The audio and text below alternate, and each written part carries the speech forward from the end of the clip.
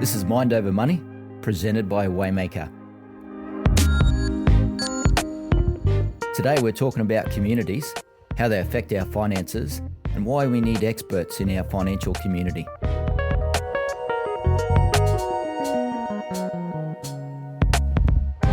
G'day Archie. Hey Tim. Hi guys. G'day Tim. G'day Lachlan. We've got to get a stool. There's that chair Tim. again. So and I smacked the mirror. Sorry. I'm going to keep really still. Let's just keep this rolling. No edits. Okay. Today we're talking about communities. We all have communities. In our family is a community. We've got workplace communities. What's some other communities, guys? Sporting. I love my neighbourhood. My neighbourhood community is so good. Yeah. Yeah. Pubs, churches. Don't know if those go together, but Yeah, they do. And then I guess the whole online now, whether that's your Facebook, Instagram communities, or gaming, big Discord channels where you go do raids with your best friends. Yeah, there's communities everywhere. I'm seeing a lot of social communities. So kayaking, lawn bowls, surfing. Depends where you are. Gardening, yeah. If you're like a mum, there's like mums and bubs, like mum meetup communities. Look, there's just so many communities. And especially, with the neighbourhoods, if you have a good local city council, they'll be organising different communities. Oh, book clubs, that's another one. Are they still around? Yeah, They are. Yeah, they are. Yeah. I have a book club, but it's on Facebook. So it's one of those Facebook communities. And people just share what they're reading. Nice. Yeah, it's good. My favourite Facebook group is a bird community, Southeast Queensland bird community. I can just see the no one meme, Archie bird community. Yep. Yeah, so there's plenty of communities to be a part of, and I think that's because we are wired to live and belong and do well. Like, we do the best in communities, and whether you're an extrovert or an introvert, I don't think this matters. We all need community and friendships, and we thrive when those communities are healthy and helpful. So I think we talk a lot about community, but also we need a financial community, so to speak, where, because everyone is involved in finances. Everyone uses money probably every day. So everyone has an opinion.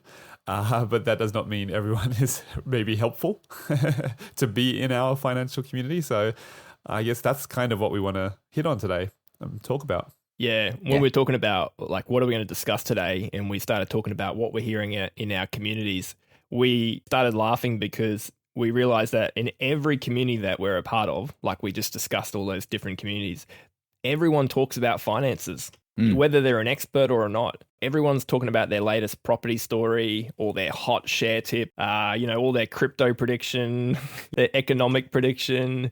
So, we've got all these communities and people love talking about finances. But like you said there, Tim, do we actually have specialists and experts in our community? But we're going to talk about that in just a bit. But first, we need to kind of look at what are the influences coming through these communities that we're a part of, and how are they actually affecting us and our life? The common stuff I see and hear, and even my brain works the same way, is that because we're part of a community, if someone buys a car, suddenly we're interested in cars. It's like, Or if someone goes on a special holiday, suddenly we're thinking about special holidays or an investment property or shares or crypto. The list goes on. So we are heavily influenced by what's going on in our communities. Yeah, psychologists call that the tribal effect. We want to follow the tribe, to be seen and be part of that tribe and feel connected to it, whether it's helpful or not to us. Yeah. Yeah. I remember back in my 20s, I had friends, good friends, but I couldn't afford to be with them because we were just spending money we didn't have, and we were living on credit, and we just had to stop being friends with those people because we just couldn't afford to be part of that social group with the impact it was having on us and our finances. So sometimes you got to make those calls. Yeah. I think we all have people in our world which we can't afford to keep up with, and maybe we shouldn't keep up with them. Yeah. Yep. Okay, let's think about some of these questions we could be asking to sort of help us assess how our community could be affecting us in relation to our finances. Archie, you've been around communities and finances for a long time. What are some of the things that come up that you've seen? The classic is, you got to buy this product, whether it's a bank account, a credit card, when we're talking finances, a home loan. We love influencing other people to buy the same products that we buy. I would say that I see that a lot with clothes and fashion. Like, you've got to buy this label, this brand, and people can be spending triple the amount on fashion just because their friends want a certain brand. Yep. Yeah, I noticed you started buying those business shirts that I buy, Lachlan. I do. ctshirts.com.au, not a sponsor. Yep. So, but again, that's not always a negative, is it? Like, you can be, like, sometimes it's a positive, or it's not always malicious either. So something might have worked for someone, but their situation is completely different. Yeah. Yeah. The other big thing we see is fear. And so people are saying, is the market going to crash? Or, we're going to have problems with jobs. We should fix our interest rates. There's all sorts of things coming through. Why haven't we bought an investment property? These are all fear-driven comments that we hear. And usually it's the news junkies in the community. The news junkies are the ones, every time you catch up, oh, the market's crashing tomorrow. Oh, yeah, I heard that one. Yeah. Yeah. And sometimes we need someone to pull us out of that and get us focused on what's really important, because we can totally be missing what's in front of us because we're so focused on something that could happen, but we have no control over it. Yeah. Communities are a bit of a double-edged sword, right? They can be so helpful and beneficial, but then at the same time, they're so influential. So even the habits of how we dine out or shop at certain places or holiday in certain destinations, all of this affects us.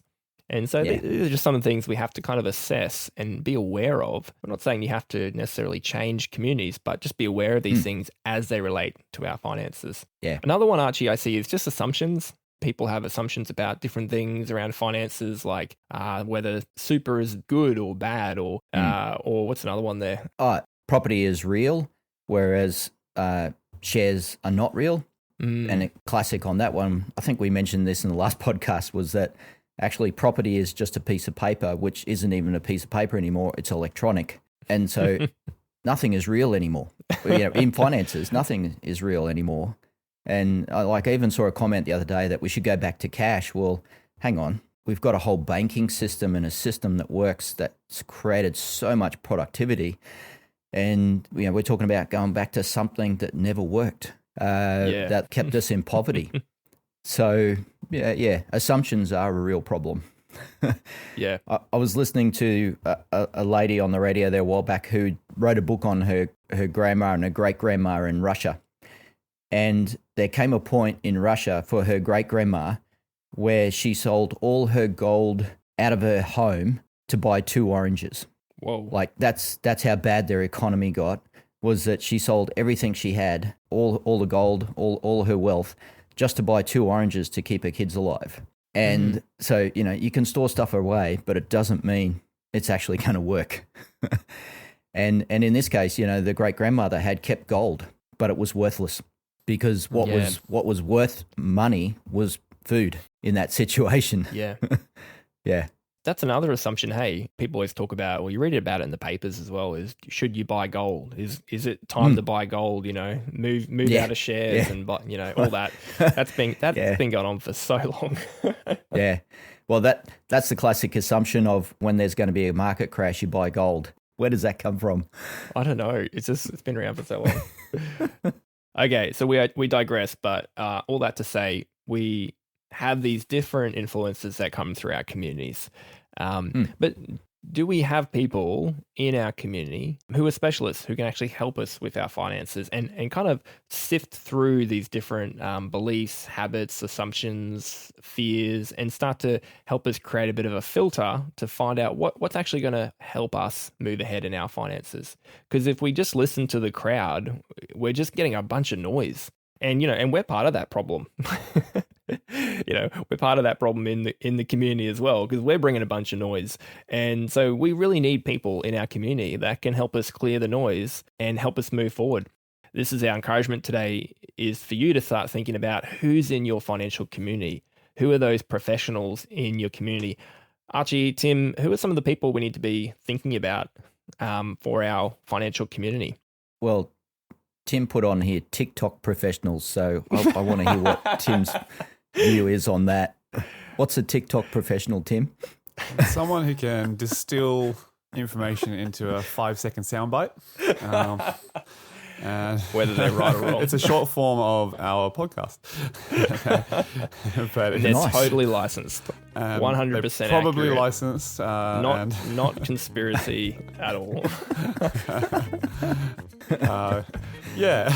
It's a financial community.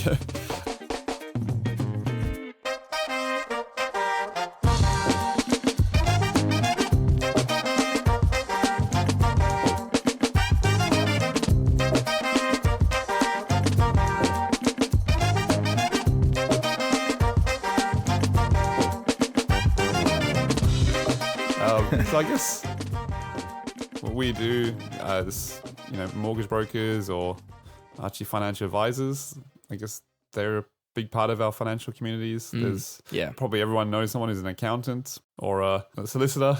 We do have in Australia, we do have a lot of accountants, a lot of solicitors. We don't have a lot of financial advisors. They're quite small. We've got a lot of mortgage brokers now and insurance specialists. Yeah. So we should be running into some of these guys, some of these people. Even credit specialists who can help you fix up your credit score. And we're going to get one on the podcast pretty soon. Shout out to Kerry. Yep. Yeah. There's lots of share brokers out there. And one that people probably don't see much of or hear of is business brokers who help buy and sell businesses. Back on the solicitor's point, Archie, why would people need a solicitor? Yeah, we don't probably run into this too much, but there's estate planning. So what happens to everything that you have in the event that you died today? And beyond that, it's like, how should you set up your finances so that you can borrow money, so that you can make investments and manage tax? So there's companies, there's trusts, there's different legal entities that solicitors look after that they can help with. And then they would work with your accountant, correct? Yep. Hopefully. Yeah. And it really is important that everyone's working together, because if you're just relying on one person, say an accountant, you're only getting their point of view. And their point of view is different to a financial advisor, they're different to an insurance specialist, and again, different to a solicitor. So you do need a bit of a combination to get a good outcome. I guess the word community implies more than one person on the team. Yeah. And there's a lot of diversity in each of these areas. Even with mortgage brokers, some mortgage brokers are happy to put through the maximum amount of loan, put you onto a fixed rate, and off you go. Here at Waymaker, as mortgage brokers, we don't focus on that. We're trying to help you borrow the least amount of money and pay off your home loan faster. So we're like other mortgage brokers, but a little different in that sense. So there's all these professionals that we've mentioned, professionals in the finance industry, but are there any professionals that are maybe not professionals, if that makes sense? Yeah, the two I found is bankers and real estate agents. And that's because both of them are salespeople. They're selling products or they're selling property. Yeah. And they don't have the qualifications or the requirements, and they're very specific to products. Yep. So, right. And I hear people, relying on their real estate agent for their advice, and you're just going, this person, doesn't actually have any requirements. If the whole thing goes upends, there's no comeback on a real estate agent. Yeah. Right. Whereas with our other specialists, they are licensed, legal, professional, studied. So, they have a lot more behind them. I could go out and get a real estate license tomorrow. Doesn't make me good at real estate or being a real estate agent. Yeah. The other day I had someone telling me that their new bank manager is in their early 20s and they're managing the branch, and that bank manager doesn't have experience and doesn't have qualifications. because they're a salesperson. So it's about sales and relationship skills there. KPIs. Yeah. KPIs, yes. So not all professionals are the same. That's what I think the point we're trying to make there. Yeah.